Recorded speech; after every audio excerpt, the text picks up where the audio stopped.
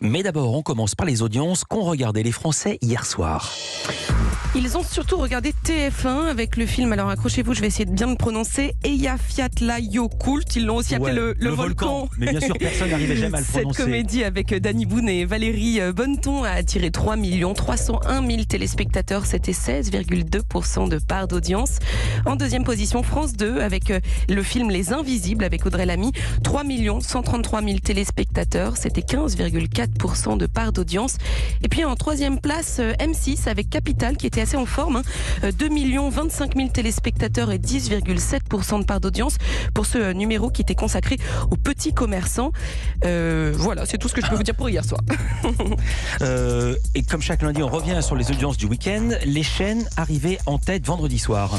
Alors vendredi, France 2 était leader avec Le Crime lui va si bien. 4 101 000 Français ont regardé la série policière.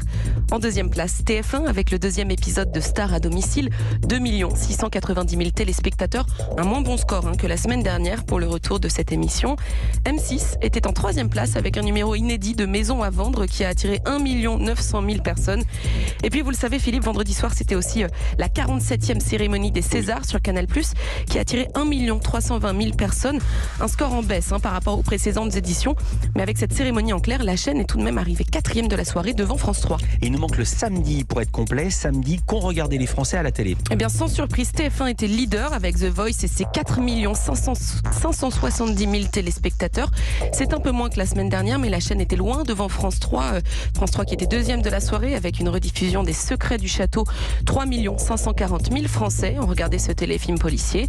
En troisième place, une déception pour Bruno Guillon qui lançait sur France 2 le premier prime du jeu Chacun son tour. Seuls 1 460 000 téléspectateurs étaient au rendez-vous. Et puis un nouveau carton d'audience pour le match de rugby France-Écosse diffusé samedi sur France 2.